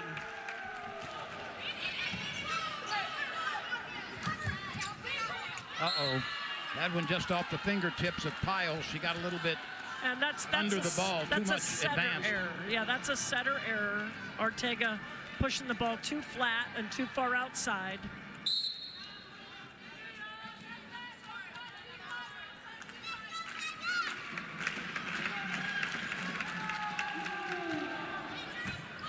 Fourth set action right now. And a 2-0 lead for Oklahoma. And a difficult connection with Ortega falling back. That's typically a ball you should throw to the outside, not force to your middle. A trap Jess Jones on that ball.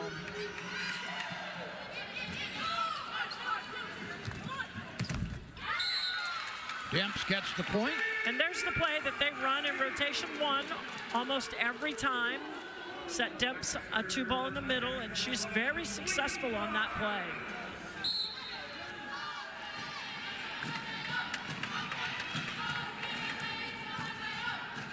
Demps 6 kills, hitting 500.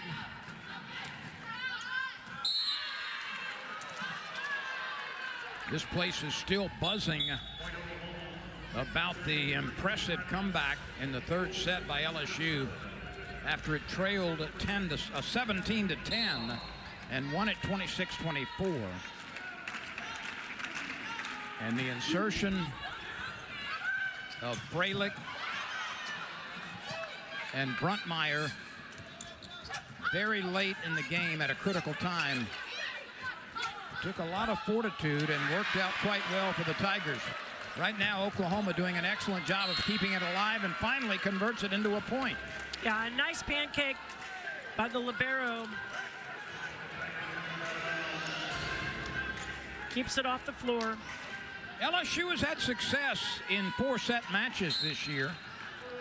It's had 6 of them. It's won 4 times. And 2-1 in 5-set matches. Robinson.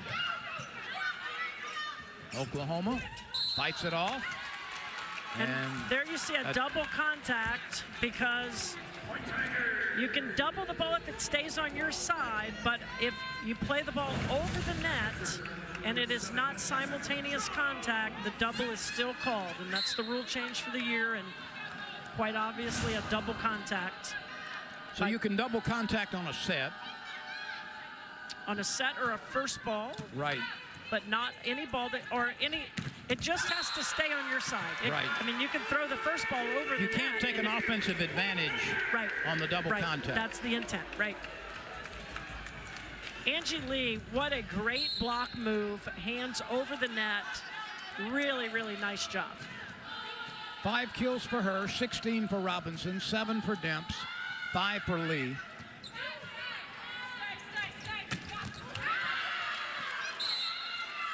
And Oklahoma getting back to forcing the middle, which they did early, and took the pressure off their outsides. Oklahoma's middle's really doing a nice job when they're in the right situation. Oklahoma this year in 4-set matches has won 3 and lost 2. In 5-set matches, it's 1 and 2.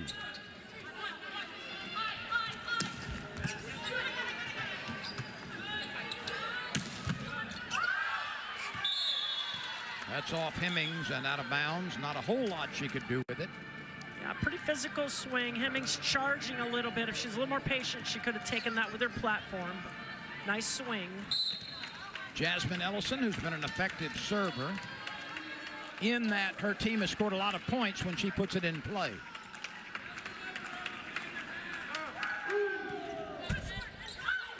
Ace. Yeah, that's just unfortunate.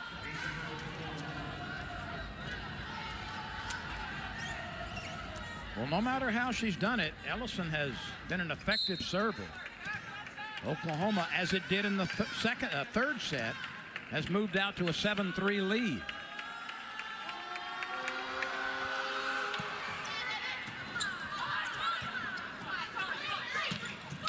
Robinson off of a blocker. It drops in open space. Nice job at going into the seam of the block high.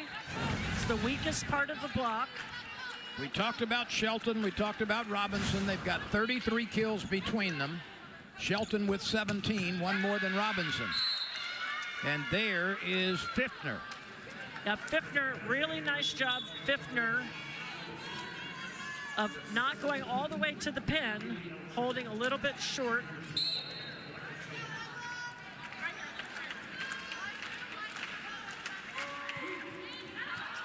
That is served long.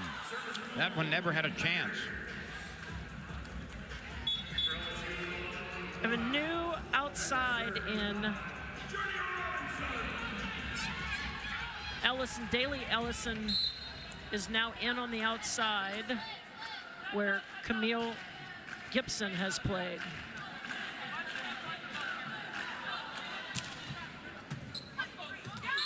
The Tigers score from the service line. There's Journey Robinson's dad. Yep, mom and dad. He is such a pleasant guy, isn't he? They're such a great family. 2 aces for Journey Robinson, but that one is long.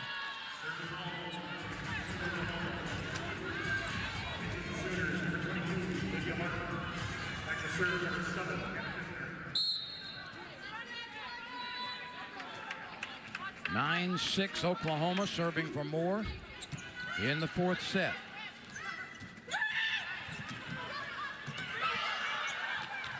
Nobody can get to it for Oklahoma.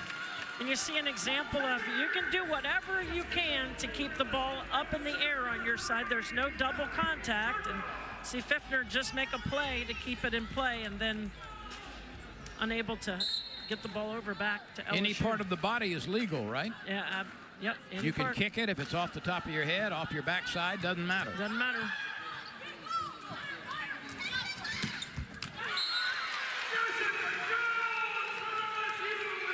Well, that's an authoritative swing, isn't it? Yeah, Jess Jones did a good job. She did a good job of taking that first ball and then setting a tempo and rolling with it.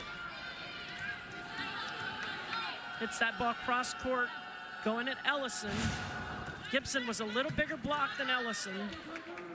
And don't look now, but the Tigers are a point away from erasing the lead. They can't get it.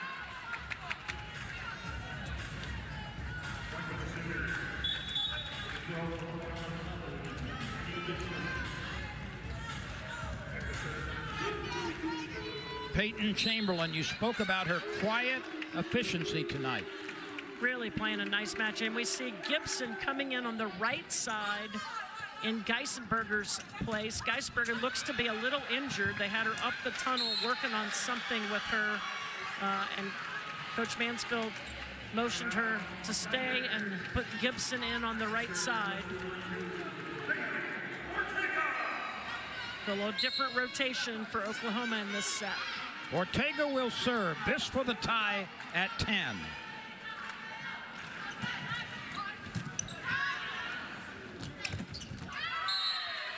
That's sneaky. Yeah. They want to go at those middles when the pass is good, and they've been very efficient. Lydia Martin with the point. 6'3" middle blocker from Anderson, South Carolina.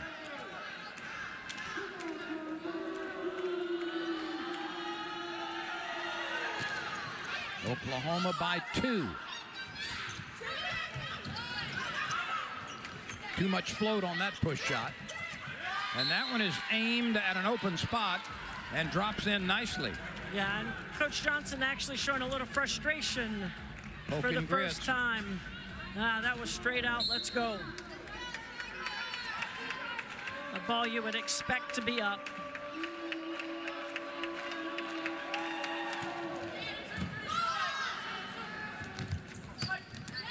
Demps, did she get it? Yes, she did.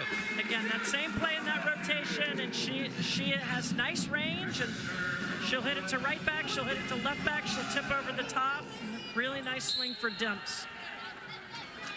First 7th kill, hitting 462. We're still maintaining a really, really nice match. Only one hitting error on the match thus far.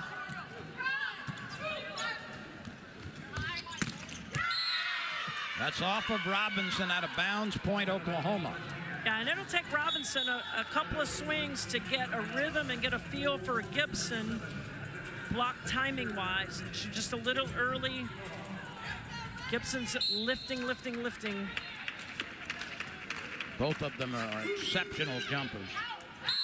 Robinson lets that one work its way wide. Sophie Bonifay comes in to serve earlier this time. LSU leads 2-1, but trails in the fourth set, 13-11.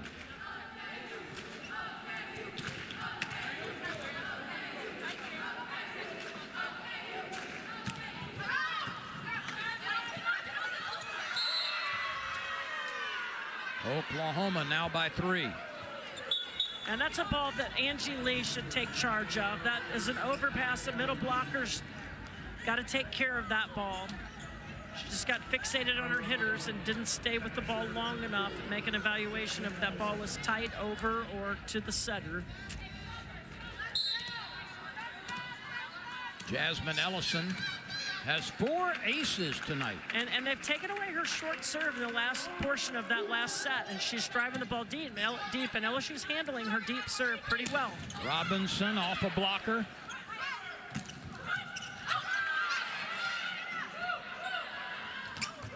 Nobody home on the set. Some miscommunication between Chamberlain and Fiftner. But Chamberlain, the ball just fell through her hands. That's just bad contact. She knew it.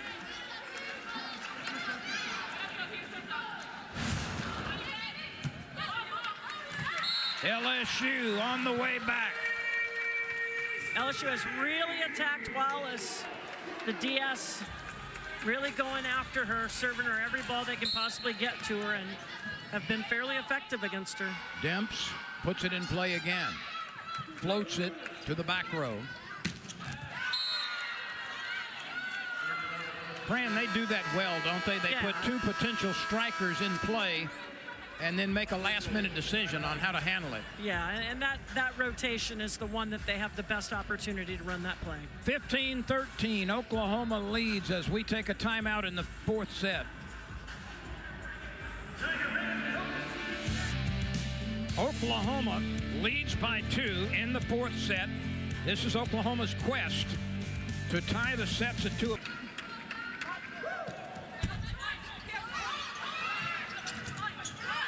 Let's see if LSU can recover from that. That looks way long. Was there a touch? No. Point Tigers. Yeah, went hand hunting, try to get it. Not able to get the high hands. Here we go. This for a 15 tie. Robinson at the service line. They went after Shelton in this rotation, line to line. The lineup's a little bit different. Who's serving? Shelton's actually asking for help. Not comfortable in this rotation. Robinson hits Passes it well. A perfect ball. Oh my.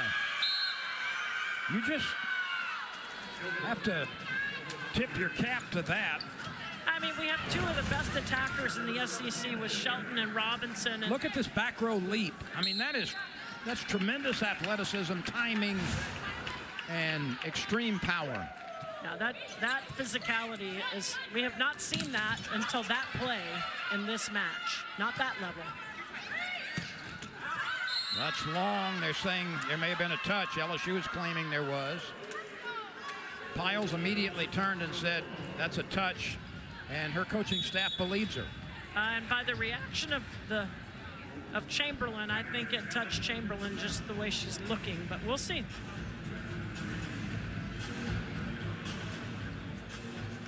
We will put you right where the action is.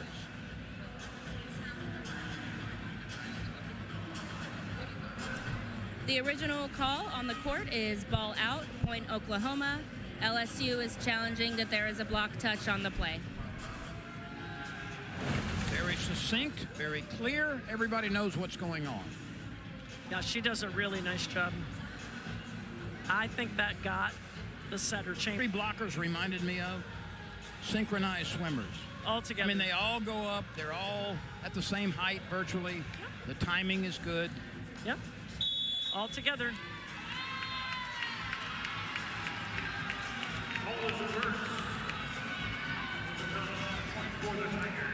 LSU has had good success in challenging today.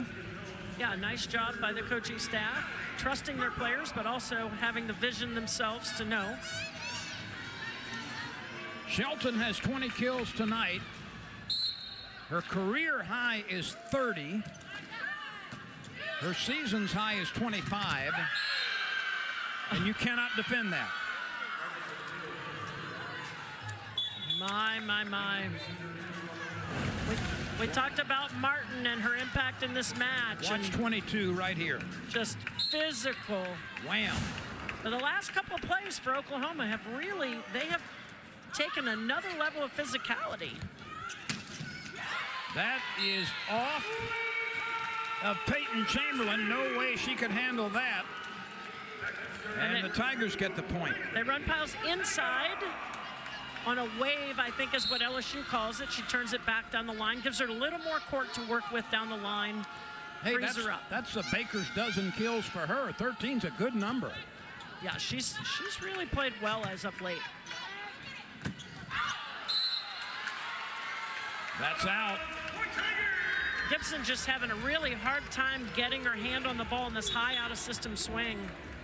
Right now, 17 apiece. This is the first tie that LSU has had, and the Tigers are looking for their first lead in this set after trailing early. See if they can get over the hump. Really good serve. LSU ought to have the advantage here. Let's see. Piles, yes! Piles, left corner to the back middle.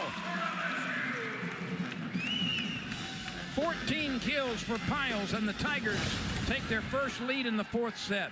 Well, the 14 kills with only 4 errors on 24 swings, hitting 417 as an outside hitter is a special performance. Oklahoma takes time out as it has seen its lead evaporate.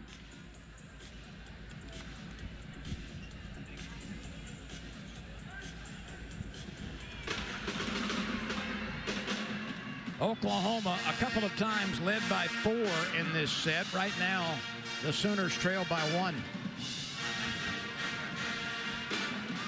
And Oklahoma with 12 kills, LSU with only 9, but Oklahoma with 3 hitting errors. LSU with only 1. You've talked about the contributions of Lainey Piles the entire night. Let's take a closer look. Yeah, Piles has moved the ball around, and the setter-hitter connection has really been effective. She's been patient. She's had great court vision. There have been patches, there have been stretches of time when Oklahoma looked unbeatable. There have been stretches of time when LSU looked unbeatable. But each time it appears that one team is going to take control, the other one says, hold on, and makes a run. This has been an exciting 4 sets so far, and we could go to 5. Yeah, and just an offensive output by both sides. LSU hitting 500 and Oklahoma hitting 474 in this set. Robinson with the back row dig. And that's going to be out of the court. Oklahoma misses a chance right there. Yeah, good opportunity for him. Doesn't execute it. Ortega. Bailey Ortega from Davenport, Iowa. Played her previous career at Iowa. First year transfer to the Tigers. And that falls in Oklahoma's favor.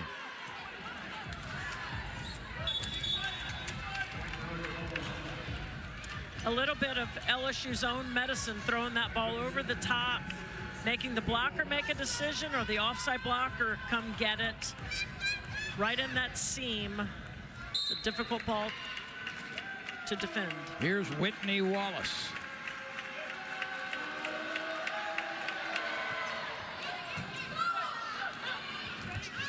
Piles, yes, Tigers are first to 20. They lead by 2.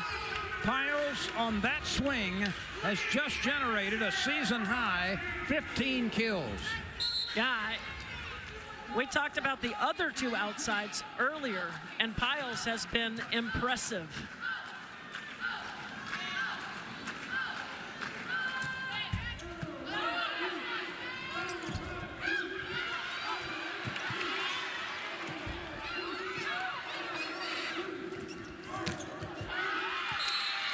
Point Oklahoma.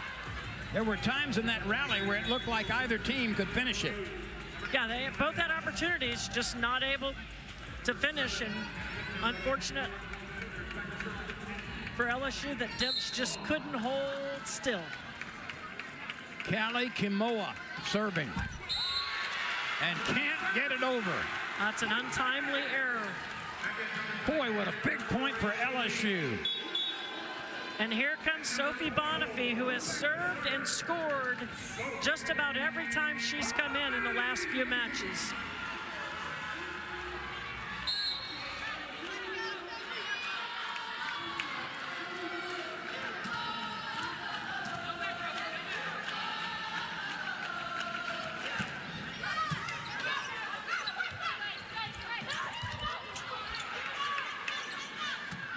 Nuss sets Robinson, and she misses long and wide. That's a big opportunity missed by LSU. This set is tighter than the top string on a Texas fiddle. We are 21-20. Never cease to amaze. Jasmine Ellison, who's had a lot of success. This is a good rotation, but LSU took away that short serve, and they haven't called that short serve again. See if she tries to drop it in front of Dimps or drive them deep. She does drop it in there.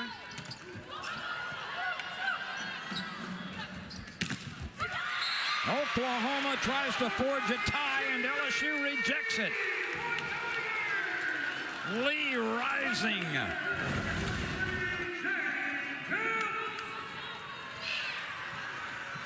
Dimps and Lee right there to reject it.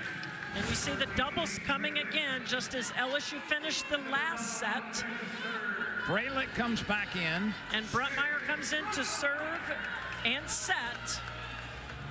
The first match of Bruntmeyer's career at LSU. Can she be the hero and finish this?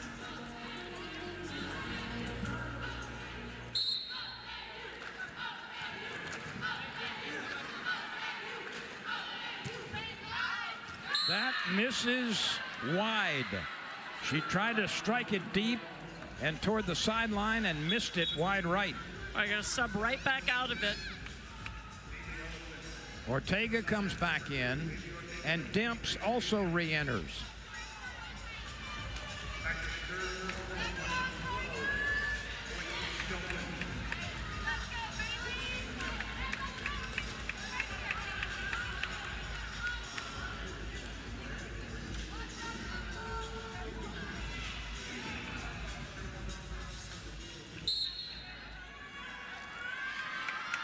(22-21) LSU.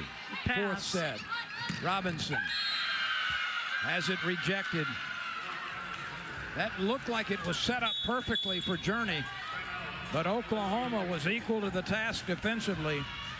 And to nobody's surprise, we're at 22 apiece. Yeah, this is going to be tight. Journey just leaned out of that ball rather than going high, brought it down net height.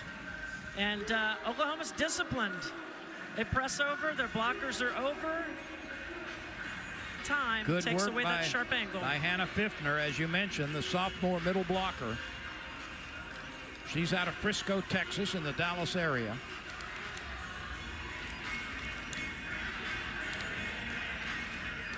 Another offensive set. Both teams hitting over 300 in the set. Among the players on the court right now, or when play resumes, Robinson is the leader for LSU with 17 kills. Dimps has 8. 21 kills for Shelton tonight. And Pfiffner, if she rejoins the lineup, and she does, has 7. And waiting to serve is Alexis Shelton. And this story has truly just been Lainey Piles versus Alexis Shelton. Piles with 5 kills on 6 swings in this set. Shelton 6 on 10. So let me ask you here. Shelton is a high-risk, high-reward server. Does she bang it? Does she try to get that hard overspin and think about an ace? I think she'll just drive it into a zone.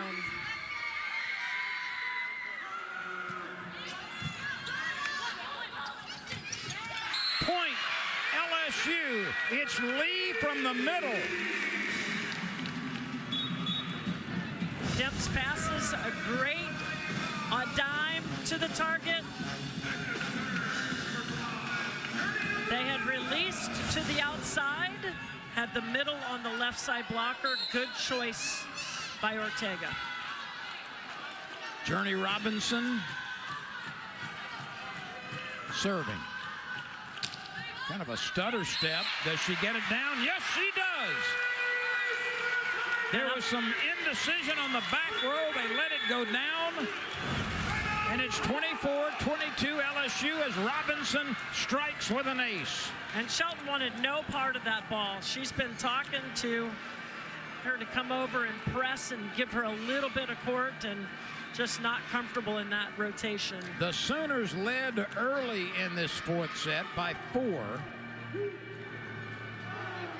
And there was a tie at 17. Robinson with 3 aces tonight. And LSU is 1 point away from winning 3 straight sets after losing the first one.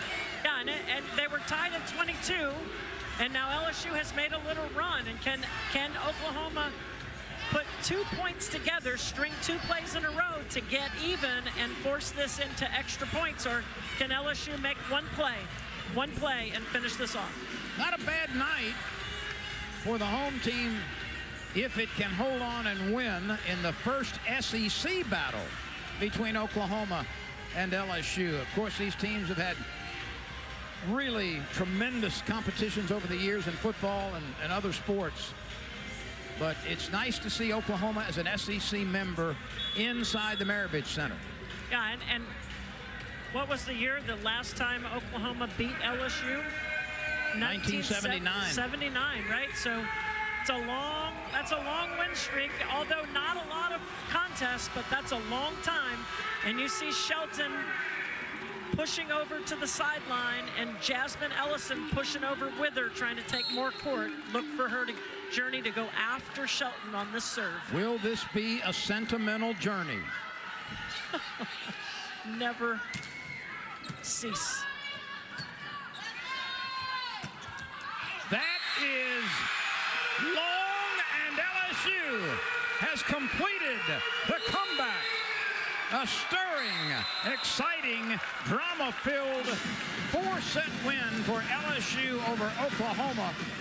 After Oklahoma won the first set, LSU turned the tables. It extends the Tigers' streak over Oklahoma to 9 straight victories. This one, of course, each time, though, was able to find the strength, able to find the efficiency, able to up its game to overcome some pretty healthy leads by Oklahoma and win it in 4 sets. Yeah, Alexis Shelton did everything she could. 21 kills on 39 swings, 359. She just didn't have enough help from everybody else. 10 kills from the right side, Geisberger, but the other outside position just couldn't manufacture enough points for Oklahoma to end up with the victory. On the other side, Lainey Piles was the story. We expected Robinson, but Piles with 15 kills on 26 swings and hits 423. What an incredible night. So the LSU Tigers are now 10-6. They move to 2-3 in SEC play. Oklahoma is 7-6 and 1-4 against SEC competition. For Hall of Fame coach Fran Flory and a former national champion at Texas, I'm Lynn Rollins.